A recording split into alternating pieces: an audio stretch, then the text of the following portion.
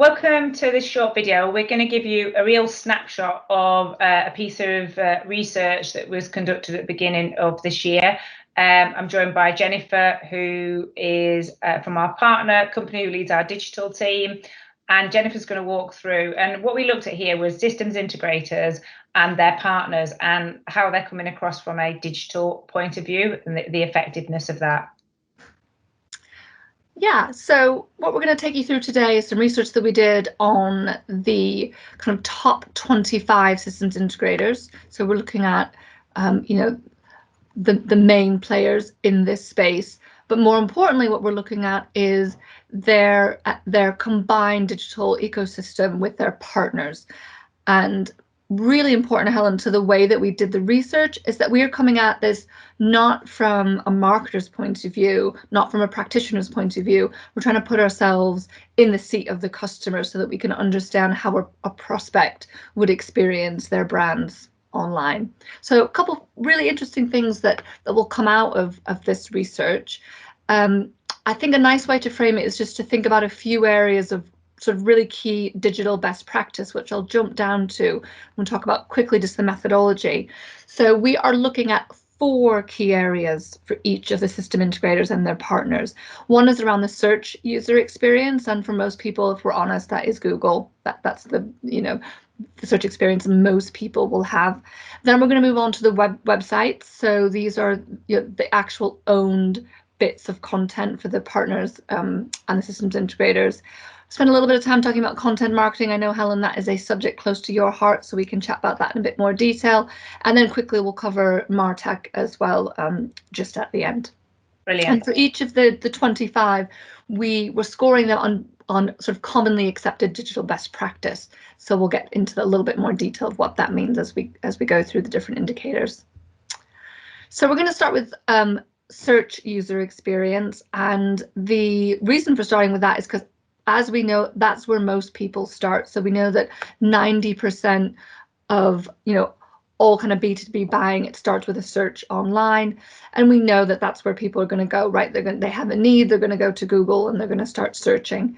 So one of the things we looked at was what was the search experience that a prospect might have if they searched for the name of a systems integrator, right? The actual brand name, and one of their key partners. What would come back from a search like that? What would the experience be? And I think also keeping in mind that this is a really strong intent-based search. So if you are already aware of the systems integrator that you might want to work with, and you're even aware of the partner, i.e. the sort of tech stack that you might be interested in, this is a really good signal that you've got somebody who's interested in buying something, or at least really looking for quite a lot more detail. So it's a good opportunity for people to show off, right? This is this intent-based search. They have some pre-existing knowledge of what they want. And I think what stands out for me here, a couple points. 20%, so 1 in 5 of the systems integrators weren't even in position 1 on those search engine results page. And we know, right, we're all lazy searchers. How many of us scroll down past the first few search results? Okay. And I think that's a real problem for integrators and their partners. Interestingly as well, only 40% took advantage of using brand search ads. So this is where you bid on your brand name to make sure that you own that top space in your search engine results page. So a lot of opportunity there, I would say, for improvement with integrators and their partners. Here's another really interesting one, and now, Helen, this is something you picked up on in a recent blog article that you wrote about, is that 46% of these brand searches returned a poor quality search engine results page. So this means not only were they not P1 in that search, that actually the results that came back were not useful for a potential tech buyer. So they were not using ads and ad extensions. There were no featured snippets that helped sort of illuminate the offering that they were searching for. The organic listing might be poor, or it might be an old press release, for example. And the knowledge panel and Google My Business listings were not up to date. So again, a lot of really good opportunity to sort of, at that first instance where that search has happened, make sure that your prospect has a really good experience, make sure they get the information that they want, and get them on to the next step. Why do you think it is, Jennifer? Why do you think that is the case? Is it that it's just not being? Is it kind of like bottom? It's not top of mind, or why is that? I think as marketers, we forget to do this sometime. We forget to sort of say, actually, what really is a customer going to do before they find us? And the reality is, they're going to put us into Google and then we're going to find us. So I think sometimes it's sort of, we can get so bogged down in some of the more complex deliverables of marketing that actually the simple stuff, what does my brand SERP look like, can get overlooked. I also think that if we're, being really honest, there are competing business objectives on these search engine results pages, right? So, the system integrator might want to have one set of business objectives for their brand name. The partner might have a set of business objectives for their name. And so it's also about kind of agreeing and collaborating and making sure that that joint message is getting communicated effectively. That's really good. That's great advice. So I think that the next thing that happens, if we're lucky, right, people will find their way onto your website after the search experience that they have. So here we're looking for a few key signals. Some of them are technical and some of them are more qualitative around sort of UX, and we'll sort of just quickly dive into that in a little bit more detail. The good news is that now in 2021, every systems integrator had a responsive and secure website, which I know that sounds like probably that's pretty obvious, but actually a few years ago, we did some similar research in a similar market and found out that they all didn't. So this is great progress. We know that people are taking these things seriously, particularly the responsive element, and making sure that sites are performing well on mobile. I think one thing to be really concerned about for 2021 is performance, right? It's site speed. So Google now has been very prescriptive about what good performance looks like and what page speed needs to do in order to rank well in organic results.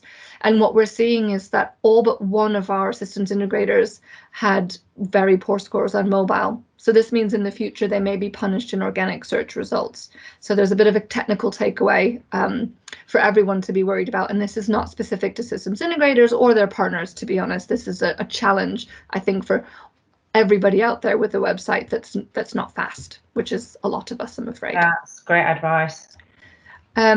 Something else to sort of think about as well, so we'll skip down to that, is your user experience. And I know, everyone's been talking about user experience since the first website, went live, but there are still some really sort of common mistakes that marketers need to be aware of and need to think about in terms of their user experience. So poor navigation continues to be a bugbear for people.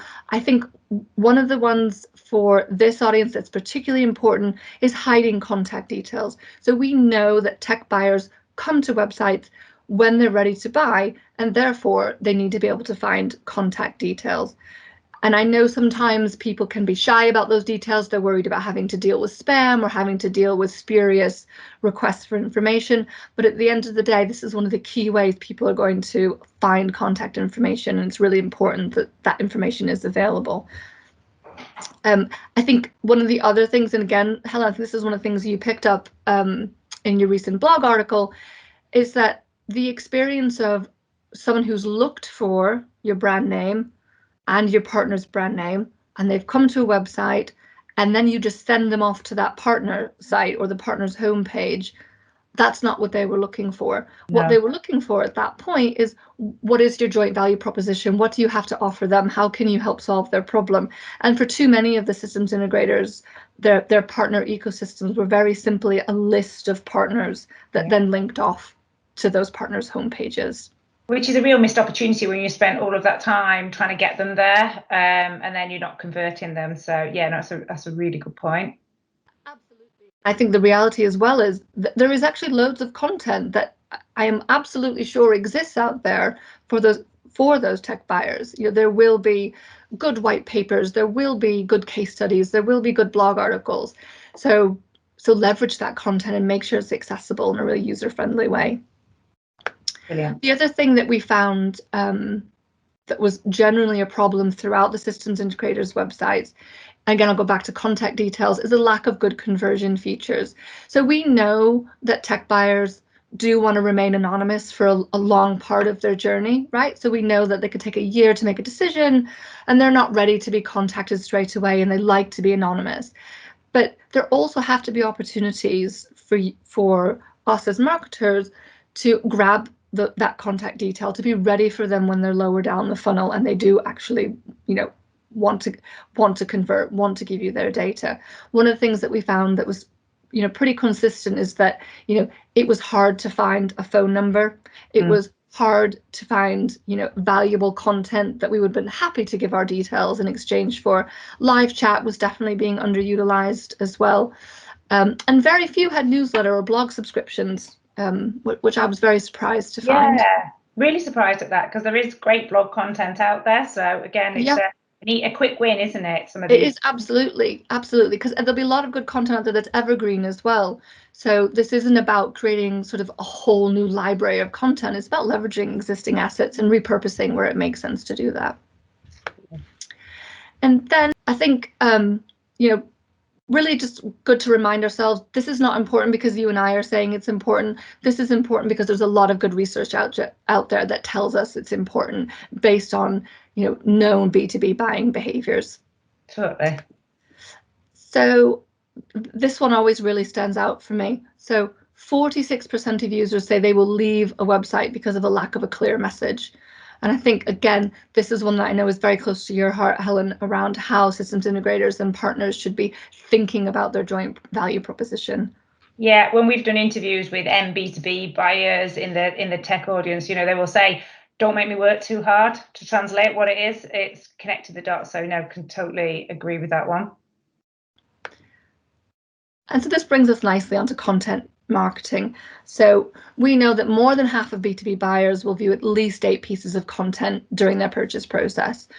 And a part of that, we know that they're looking at content from vendors prior to purchase. So we know there's this need for content, and we know the content's out there being created. The real challenge is making sure that it's discoverable and it's being used in the appropriate sort of stage of the user journey as well. So again, not brilliant sort of result for our systems integrator and partner pages. So nearly 1/3 had no dedicated page to talk about their joint value proposition. Again, we go back to this sort of scenario where you ended up on a page just with a simple list of partners, and often just sending you up to that partner's homepage, not even a page on their site that might talk about the joint value proposition or even about the particular kind of tech that the buyer might have been interested, or the solution or the service that was on offer. So a real missed opportunity, I think, for most of our systems integrators.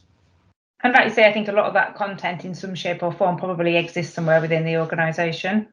Yeah, I get absolutely. This is absolutely not about recreation. This is about repurposing. It's about developing that joint value proposition and then making sure that flows throughout all the content that's on offer, and then more importantly, making sure that content is discoverable. I think this is a really sort of interesting, again, way to sort of think about B2B marketing. I know email sounds a little bit old-fashioned. It's not as sexy as some of the other things that us marketers love to do, but actually it is really still effective, particularly top of the funnel email marketing, where you're creating really good value-added content, where the prospect can remain largely anonymous, right? They've given their email address, but they're not sort of in a sales funnel at this point. And it's a really good way to sort of stay in touch with them throughout that consideration cycle and serve up that great content, that we know is out there. And then just as an aside, if you are going to engage in these kinds of email marketing programs, please think about GDPR compliance. Really super important for everybody, but particularly this audience as well. And it was really surprising to find out that only one of our systems integrators, when we did discover this kind of email marketing program, was actually GDPR compliant. So just a note of caution out there for everyone. And then really quickly, we'll go through just MarTech. So there are some basic best practices that we know are important for all marketers out there, that all websites should be, should tick these boxes. I think for me, one of the ones I'd really like to talk about, because it was very surprising during the research, was this point around the LinkedIn Insight tag. Now, the LinkedIn Insight tag's been around for years now, and has really come into its own actually during the pandemic and during these periods of lockdown where there's been so much home working out of necessity.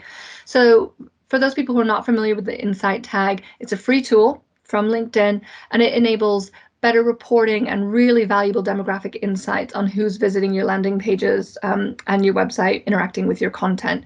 So one of the things that you can do with the LinkedIn Insight tag is you can start to identify which companies, for example, are viewing your content, what their job roles might be, what function they might have and seniority they have within the business. And you can start to get some really good granular information on who's visiting your website in the absence of being able to use some tools that you might have relied on previously, like IP tracking, because during this period of home working, that's been much less reliable and probably will continue to be less reliable in the future, I suspect.